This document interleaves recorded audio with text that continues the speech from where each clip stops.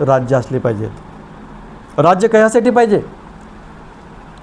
सगळे राजे महाराजे हे सगळे अन्यायकारक होते, स्वतःचं राज्य करायचं, ऐशोआराम करायचे आणि प्रजा जशी जगेल तशा पद्धतीनं जगायचं.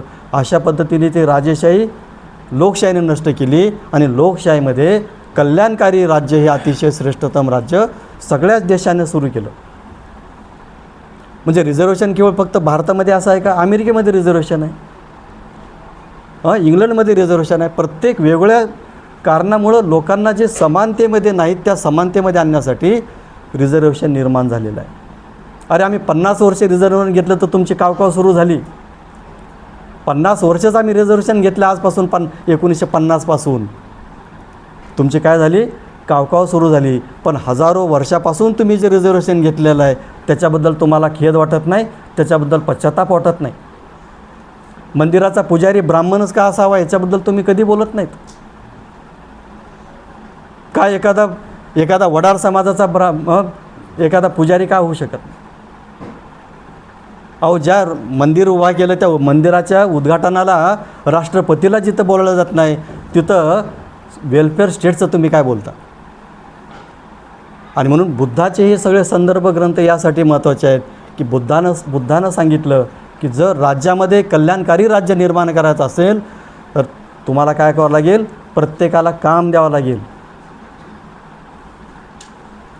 आणि उपजीविका साध्य झाली की कोणी चोऱ्या माऱ्या करणार नाही.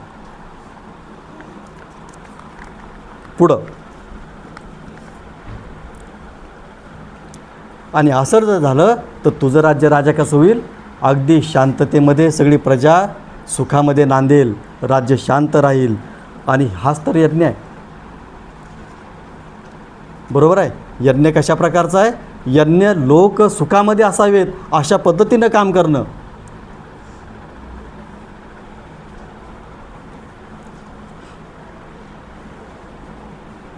आता हे झालं यज्ञाबद्दल. आता पुढं जाऊया. हे 16 परिष्कृत आपण जे म्हटलं त्याच्याबद्दल माहिती. तर त्याच्यामध्ये 4 बाबी अशा आहेत, 16 मधल्या 4 गोष्टी.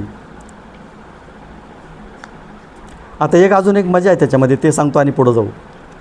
तेव्हा हे ब्राह्मणा महावीर राजाने पुरोहित ब्राह्मणास बोलावून त्यास म्हटले, चोरांचा त्रास नाहीसा झालेला आहे. बघा, त्यांनी ते कल्याणकारी राज्य निर्माण केलं, व्यापाऱ्यांना सूट दिली, व्यापाऱ्यांना भांडवल दिलं, शेतकऱ्यांना सगळं बीज बियाणे दिले, लोकांना सेवा दिली आणि त्याच्यातून मोबदला वेतन दिलं.